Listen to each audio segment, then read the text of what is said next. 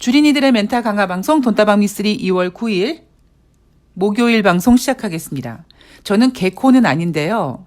아마 여러분들도 저와 같은 경험이 있으실 것 같은데 왜 겨울에 이 대기 중에 차가운 공기가 딱 얼어있는 듯한 그런 겨울 냄새가 있습니다. 그리고 저는 해마다 입춘일이 되면 봄 냄새를 느낍니다. 물론 머릿속에서 이제 봄이 오는구나 라는 생각을 하고 그런 걸 인식해서 그런 냄새를 맡는지 모르겠습니다만 제가 앞에서 몇 년 전부터 돈다방 미쓰리에서 이런 얘기를 종종 해드렸는데 2월 4일이 되면 콧구멍 속으로 들어오는 그 바람의 냄새 색깔이 달라요. 그런데 올해 같은 경우는요. 2월 3일 금요일 날 그 봄 냄새를 느꼈습니다. 그래서 아직 입춘이 아닌데 봄이 좀 빠른가? 라는 생각이 들었거든요. 이 봄이라는 단어가 주는 그 이미지가 있죠. 뭔가 기대감, 설레임, 들뜸 이런 게 있습니다. 봄이라는 개념이랑은 좀 다르지만 1월달 같은 경우에는 이제 뭔가 새롭게 시작한다라는 그런 기대감이 우리 인간을 많이 지배하게 되고 그런 인간의 기대감이 주식시장에 반영이 되다 보니까 주식시장에서 1월 효과라는 단어도 만들어지게 된 거죠. 그런데 제가 여러분들께 2월달 증시는 1월달보다 좀 까다롭습니다 라는 이야기를 계속 해드리고 있습니다. 주식시장이 계속 오르기만 하면 상관이 없어요. 그리고 반대로 좀 속상하긴 하지만 주식시장이 계속 빠지는 것도 그냥 상관없습니다. 왜냐하면 추세가 보이니까. 그런데 미쓰리가 까다롭다고 한 2월달 주식시장의 모습이 어떠냐면 얼굴 색깔을 확 바꿉니다. 어쩌면 제가 앞에서도 이런 얘기 해드렸는데 줄 듯 마음을 주지 않는 어떤 이성 같은 주식시장이 될 것이다 라는 표현을 한번 해드린 적이 있는데요. 그런 거와 비슷하게 어제는 굉장히 기분이 좋았는데 오늘은 또 굉장히 스트레스 받는 것처럼 보이고 또 오늘은 또 되게 우울해 보이고 이렇게 저 상대는 과연 오늘 기분이 어떨까? 어제처럼 기분이 좋을까? 아니면 내일 또 이렇게 오늘처럼 기분이 나쁠까? 이런 거를 눈치 보게 만들죠. 지금 2월달 주식시장이 투자자들로 하여금 딱 눈치 보게 만드는 장입니다. 아직까지 추세를 보여주지 않고 있어요. 여러분 생각해 보세요. 미쓰리가 왜 2월달 주식시장이 까다롭다라는 표현을 했는지. 1월달 주식시장도 여러분 매일매일 뉴욕 증시 마감 현황을 보면 주린이 분들이 봤을 때는 그래서 올라간다는 얘기야, 빠진다는 얘기야 잘 모르겠죠. 그런데 미쓰리가 단호하게 작년 12월 말에 여러분 1월달 주식시장은 괜찮을 거예요 라는 그 힌트를 툭 드린 거잖아요. 그런데 2월달은요. 올라간다고 하는 건지 내려가겠다고 하는 건지 전혀 어떤 그 진심을 보여주지 않고 있습니다. 그래서 까다롭다라는 거거든요.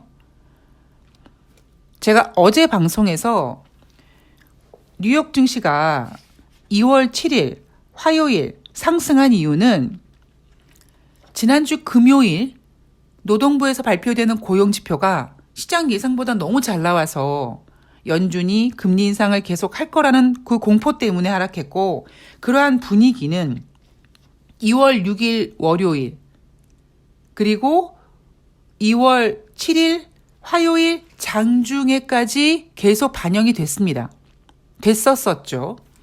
특히 2월 7일 화요일 같은 경우에는 제롬 파월 연준 의장의 발언 때문에 증시가 반등하다가 제롬 파월 연준 의장의 발언을 듣고 다시 하락했다가 아니야 지금 뉴욕 증시 이 자리는 반등 타이밍이야. 그리고 종가 기준으로 반등을 했다.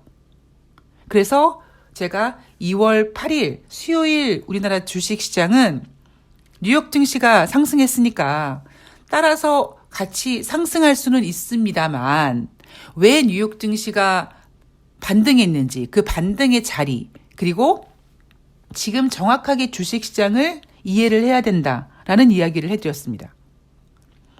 자, 2월 8일 수요일 뉴욕 증시가 하락했습니다. 제가 어제 방송에서 여러분 이렇게 반등한다고 해도 그 흥분하시면 안 되고 지금 주식시장이 까다롭다 이런 이야기를 해드린 그 이유를, 이제 그 의미를 2월 8일 수요일 뉴욕 증시 하락을 보고 아마 여러분들께서 조금은 뭔가 느끼셨을 거라고 생각을 합니다. 2월 8일 수요일 뉴욕 증시는 하락했고요. 다우지수 0.61, S&P 500이 1.11, 나스닥이 1.68% 하락했습니다. 이날 뉴욕 증시가 하락한 이유는 연준 위원들의 발언들로 하락했다라고 하죠. 이번 주에는 제롬 파월 연준 의장을 비롯해서 연준 이사도 있고요. 연준 부의장의 연설도 대기되어 있고요. 그리고 연방은행 총재들의 발언도 예정되어 있습니다. 대신에 어떤 경제 상황을, 경제 흐름에 대한 그림을 좀 짙게 그릴 수 있는 경제 지표는 딱히 발표되지 않습니다. 고작 이제 오늘 밤에 목요일 기준으로 미국의 주간 신규 실업상 청구 건수가 발표가 되겠지만 늘어날 수도 있어요. 그런데 크게 그냥 실업상 청구 건수가 어마어마하게 늘어나서 미국의 고용이 엉망이 됐네 이런 상황까지는 전개가 되진 않겠죠. 근데 여러분 머릿속에는 올해 들어와서 작년 말부터 아마존이라든가 마이크로소프트가 세계 인력의 6%, 18,000명, 10,000명 이렇게 대규모의 감원을 진행 중이다라는 거 일단 인식해 놓으시면 설사 실업상 청구 건수가 증가한다고 해도 여러분들은 왜 증가하는지를 알고 있기 때문에 그렇게 큰 충격은 되지 않으실 겁니다. 이번 주는 그렇게 특별하게 여러분 지금요 미국 경제가 안 좋다니까요 이런 얘기를 해드리기에는 딱히 표현해 드릴 만한 경제 지표는 없습니다. 즉 그 얘기는 뭐냐면 이번 주 뉴욕 증시는요 지난주 고용 지표가 너무 잘 나온 것 때문에 제롬 파월 연준 의장이나 연준 위원들 모두 금리 인상 지속할 거예요. 우리의 목표치는 인플레이션 2%입니다. 라는 이야기를 일관성 있게 하고 있어요. 그런데 여러분 1월 달에는요. 연준위원들이 이런 발언을 계속했지만 뉴욕 증시는 아웃 오브 안중에 두고 그냥 상승을 했습니다. 그런데 이번 주는 조금 연준위원들의 발언에 집중하는 모습이죠. 그 이유는 뭐냐면 경제 지표를 가름할 만한 그러한 중요한 지표가 없기 때문입니다.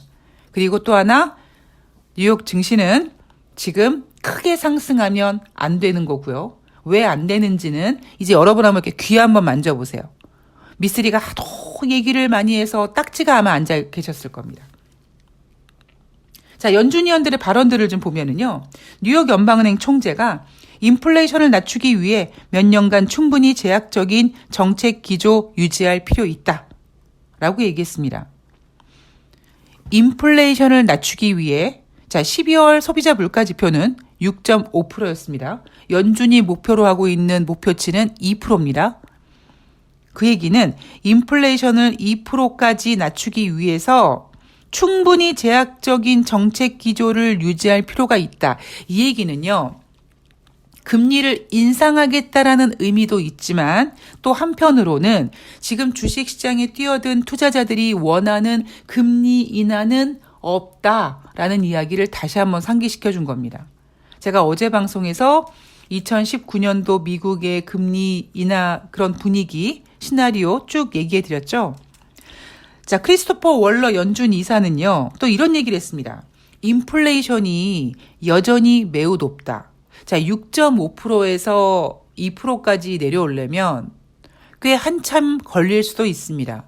왜 제가 꽤 한참 걸릴 수도 있다라는 표현을 했냐면 경제는 속도감의 차이라고 했죠. 작년에 하반기에 75bp씩 4번의 금리 인상을 쉬지 않고 연달아 다다다다 했거든요. 마지막 12월 달에도 50bp 금리 인상을 했습니다만 75bp의 아주 과격한 금리 인상을 다다다닥 하고 있음에도 불구하고 그 사이에 소비자 물가 지표는 고작 0.1% 둔화, 0.2% 둔화 이런 모습을 보여줬습니다. 그래서 제가 작년에 그러한 모습들을 보고 경제는 각 경제 지표가 가지고 있는 특성대로 그 속도의 차이가 있다 보니까 금리 인상이 직접 인플레이션에 영향을 끼치는 속도의 차이가 있다. 그걸 저는 제동거리라는 표현을 해드렸죠. 그래서 이제 어느 순간이 되면 그 공격적인 금리 인상이 소비자 물가 지표의 둔화폭을 뚝뚝뚝 넓혀줄 것이다. 여기까지만 들으면 와 신난다. 그럼 이제 인플레이션이 뚝뚝 떨어지겠구나 라고 생각하실 수도 있는데요. 인생의 삶이나 모든 것은 양면성이 있다고 그 금리 인상이 인플레이션만 잡아주는 게 아니라 미국의 경기도 둔화시킨다라는 거를 여러분들께서 절대 잊으시면 안 됩니다. 지금은요. 어닝 시즌이고 그리고 이 어닝 시즌도 이미 눈높이를 엄청 낮춰놨기 때문에 그냥 그러려니 하고 흘러가고 있기 때문이고 경제 지표가 지금 이번 주에 중요한 어머 미국 경제가 이렇게 안 좋아라는 거를 보여줄 만한 지표가 없기 때문에 우리가 지금 연준위원들의 발언들 여전히 인플레이션이 높다 이런 발언에 집중할 뿐입니다. 인플레이션 여전히 매우 높다라고 크리스토퍼 월러 연준이사가 얘기했는데 이제 저는 연준의 그 의원들의 어떤 걱정과는 달리 인플레이션 둔화폭이 이젠 좀 확대될 거라고 생각을 합니다. 그래서 제가 1월달 주식시장이 좋다고 예상했던 이유가 뭐였냐면 바로 이제 금리 인상의 효과가 발휘돼서 금리 인상폭이 좀 커질 것이다. 그래서 앞자리가 뭐 6으로 바뀌니 어쩌니 그런 얘기를 계속 해드렸습니다. 그리고 이제 다음 주에 미국 현지 시간으로 화요일 14일입니다. 1월달 소비자 물가 지수가 발표가 됩니다. 저는 지난번에 0.6% 둔화폭을 보였죠. 지금 이번 달에 전문가 예상이 어떨지 모르겠습니다만 저는 어쩌면 지난달에 보여준 0.6%의 둔화폭보다는 조금 덜하지 않을까. 거기에 대한 이유는 1월달 주식시장이 좋았기 때문에 라고 생각을 합니다. 그래서 긴장을 놓치면 안 된다라는 거고요. 그래서 B3가 2월달 주식시장이 까다롭다고 하는 겁니다. 제가 1월달에 주식시장이 좋을 거라고 확신했던 이유가 뭐였냐면 그 금리 인상의 어떤 그 속도감이 이제 인플레이션을 확실하게 뚝 떨어뜨릴 만한 자리였거든요. 근데 과연 이번 달에는 원래는 금리 인상의 효과가 조금 더 진행될 겁니다. 그리고 거기에 따른 둔화폭이 조금 더 확대될 수는 있는데 살짝 걸리는 게 뭐냐면 1월달 어떤 기대감입니다. 제가 오늘 방송 오프닝에서 뭐 콧구멍 속으로 봄 냄새가 난다, 뭐 그런 기대감, 설렘 이런 얘기를 했잖아요. 그리고 여러분 기억나십니까? 제가 한 달 전쯤에 1월달 주식시장 좋을 거라고 얘기하면서 이제 어닝 시즌이 오는데 이번에 어닝 시즌은 기업 실적 별로 안 좋을 겁니다. 그런데 이미 그 전에 눈높이를 엄청 낮춰놨죠. 은행주 실적 안 좋을 거예요 라고 했단 말이에요. 그런데 제가 그렇게 어닝 시즌이 안 좋고 뭐 이렇게 이미 어닝 시즌 눈높이를 낮춰놓은 상태에서 소비자 물가 지표가 둔화를 보이면 이제 미국이 와 물가 지수가 안정이 됐구나라고 상승을 할 거다 뭐 이런 시나리오를 드리지 않았습니까? 그런데 2월에는 조금 달라지는 모습이 보이고요. 그리고 1월 달에 어닝 시즌이 이제 시작되면서 제가 여러분들께 어떤 가스라이팅을 해드렸냐면 일단 어닝 시즌에 대해서 눈높이를 낮춰놨고 뭐 여러분 기억나십니까? 뭐 은행주 실적 엄청 안 좋을 거요라고 은행주들의 실적을 발표하기 일주일 전에 이미 밑작업을 해놨습니다. 근데 제가 여러분 1월 달이 주는 그런 기대감이 있습니다. 그래서 1월 달에 발표되는 기업들의 실적은 설사 설령 부진하더라도 에이, 지금 1월이잖아요. 올해 새롭게 시작되는 거잖아요. 이제 하반기에는 좋아질 거예요. 이제 올해 이제 바닥 1분기에 바닥 찍고 2분기부터는 좋아질 거예요. 이렇게 기업들의 실적을 발표함에 있어서도 지난 분기의 어떤 매출액, 순이익, 영업이익에 집중하기보다는 그런 부분이 부진했을 때 앞으로 좋아질 건데라는 기대감이 반영이 된다. 그게 1월 달이 주는 어떠한 그런 분위기거든요.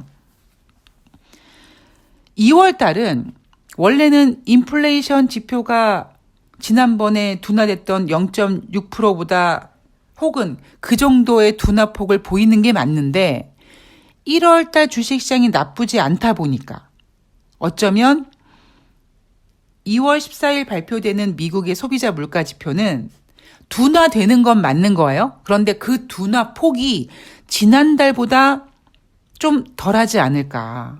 그러면 정말 머리가 아파집니다. 또다시 작년 9월 달처럼 아이고 금리 인상을 그렇게 했는데 인플레이션이 이렇게 뚝뚝 안 떨어지네. 그런데 크리스토퍼 월러 연준 이사가 인플레이션이 여전히 매우 높다. 이런 표현을 했으니 이거 어떻게 하면 좋아라는 걱정이 이제 주식시장에 반영이 될 겁니다.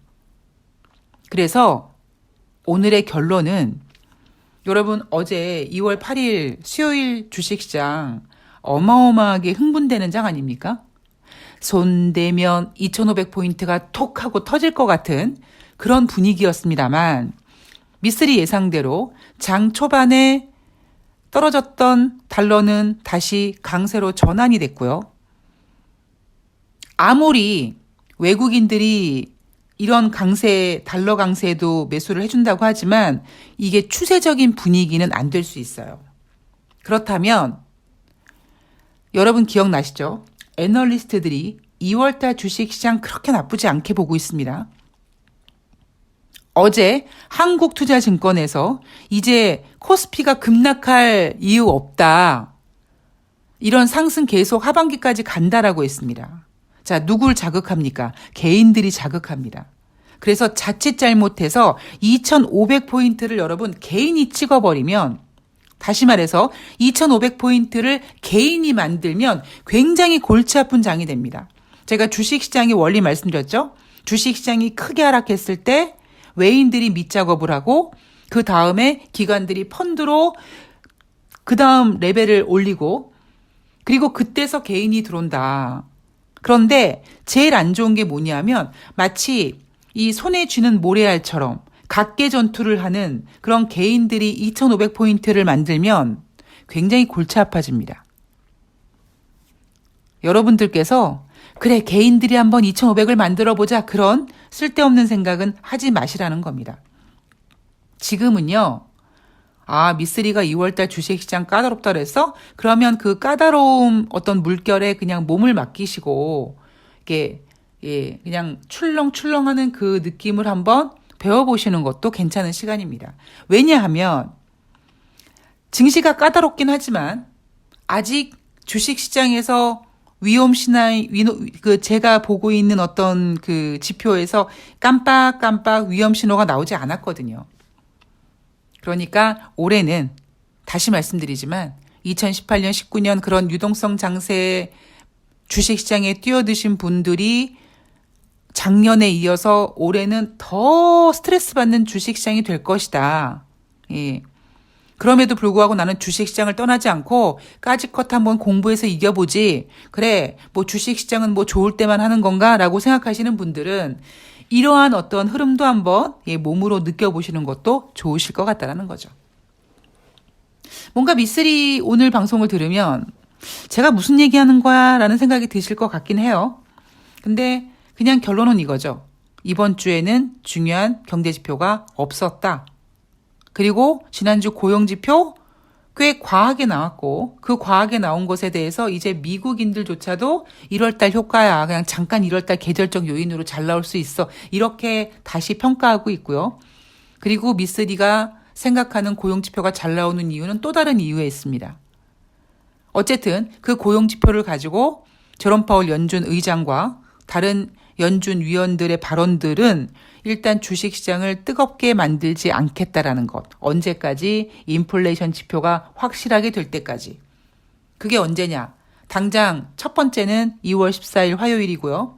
3월달 FOMC 회의까지 또 한 번 3월 중순에 발표되는 2월달 소비자 물가지표가 확인될 때까지는 그 흐름이 이어갈 가능성이 높습니다. 이제 그렇게 되면 2023년 1분기가 끝나는 겁니다.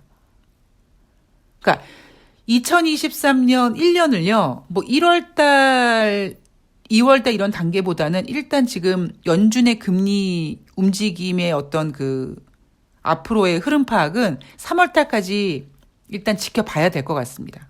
그런데 여전히 미쓰리는 3월달에 금리 인상 못한다에 한 표 걸고 있는 거고요. 자, 오늘 돈다방 미쓰리는 여기까지고요. 저는 이따가 5시에 새날에서 뵙도록 하겠습니다. 여러분 오늘 좋은 하루 되세요. 고맙습니다.